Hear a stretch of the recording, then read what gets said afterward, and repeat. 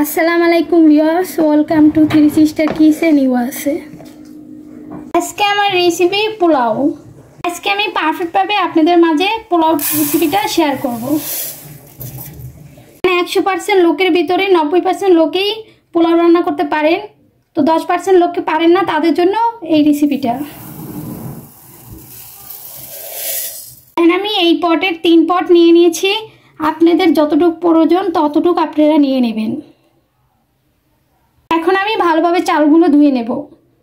চালটা বেশিক্ষণ ধুয়ে রাখা যাবে না, বিকজ চালটা ভেঙে যায়।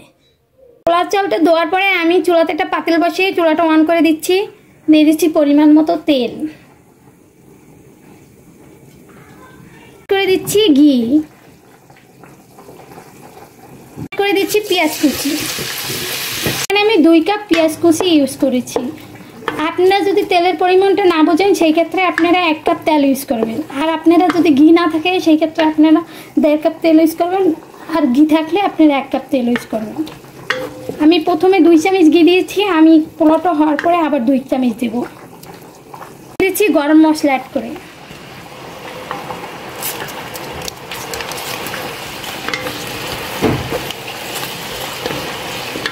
পেঁয়াজটা আমি ব্রাউন কালার করে ভেজে নেব।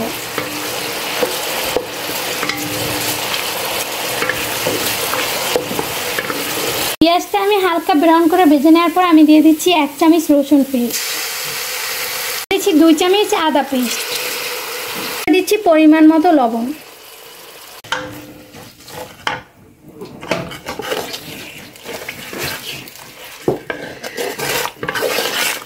কষিয়ে নেব মশলাটা।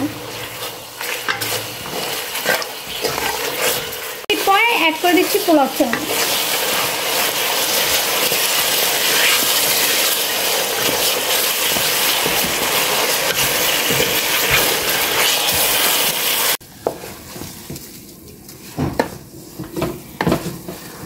ভালোভাবে কয়েক মিনিট চালটা ভেজে নেব। এরপর থেকে পোলাও চাল মেপে নিয়েছি আমি, ওই পট দিয়ে 6 কাপ পানি নিয়ে নেব, একেবারে ফুটন্ত গরম পানি। 3-4 মিনিট চালটা ভেজে নেওয়ার পরে আমি এখন দিয়ে দিচ্ছি ফুটন্ত গরম পানি।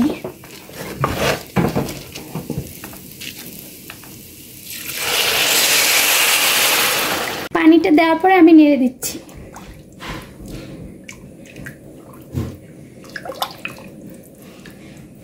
আমি যেভাবে পোলাও চালে পানি দিয়েছি সেভাবে যদি আপনারা না বুঝতে পারেন তাহলে আরেকটা ওয়েতে আমি আপনাদেরকে দেখাই দিচ্ছি। সেটা হচ্ছে এইভাবে করে আপনারা লাঠিটা দিয়ে দেখতে পারেন, যদি বোঝেন 1 ইঞ্চি বেশি পোলাও চালের উপরে পানিটা আছে তখন আপনারা বুঝবেন আপনাদের পানিটা পারফেক্টভাবে দেওয়া হয়েছে। আমি পানিটা ফুটলে আমি চেক করে নেব লবণটা।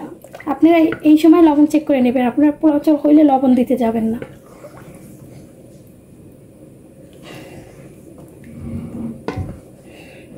পোলাওটা হইলে আপনারা লবণটা দিতে যাবেন না, তাই সেই ক্ষেত্রে আপনাদের লবণটা মিলবে না পোলাওর সাথে। তখন কোনো জায়গায় বেশি লবণ হয়ে যাবে, কোনোখানে কম হবে। তো সেই ক্ষেত্রে আপনারা পানিটা ফুটলে পরে আপনারা চেক করে নেবেন, তাহলে আপনাদের পোলাওটার লবণটা পারফেক্টভাবে হবে। ঝুরঝুরা হওয়ার জন্য আমি দিয়ে দিচ্ছি 1 চামচ চিনি, তারপরে আমি নেড়ে দিচ্ছি। চিনিটা দেওয়া অপশনাল, চিনিটা না দিলেও পোলাওটা ঝুরঝুরে হয়। এটা আমি আপনাদের যেহেতু বলছি পারফেক্টভাবে পোলাওটা রান্না দেখাবো,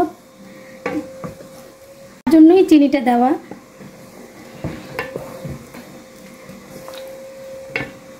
দিয়ে ডেকে দিচ্ছি 2 মিনিটের জন্য। জালটা একেবারেই স্লো করে দিব। পোলাও চালগুলো সিদ্ধ হবে, লেগে যাওয়ারও ভয় নাই।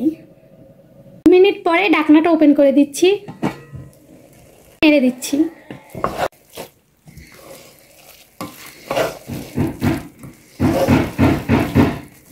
পোলাও নেড়ে দেওয়ার পরে আমি চারদিক থেকে এভাবে করে সমান করে দিচ্ছি। দিক থেকে সমান করে দেওয়ার পরে আমি আবারও ডেকে দিচ্ছি 2 মিনিটের জন্য। চুলার জালটা সেমভাবেই থাকবে। আমি আবার 2 মিনিট পরে ঢাকনাটা ওপেন করে নেড়ে দিচ্ছি। দেওয়ার পরে আবার আমি চারদিক থেকে সমান করে দিচ্ছি।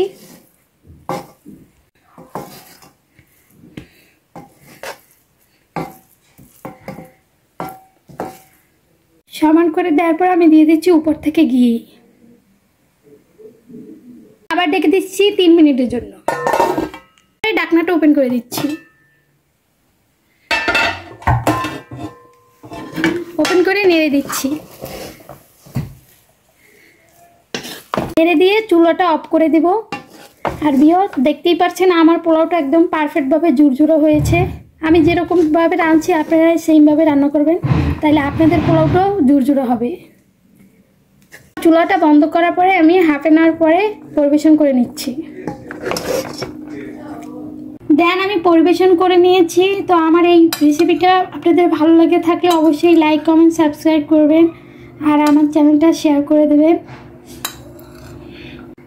আজকের মতো এই পর্যন্ত। সবাই ভালো থাকবেন, সুস্থ থাকবেন। আসসালামু আলাইকুম।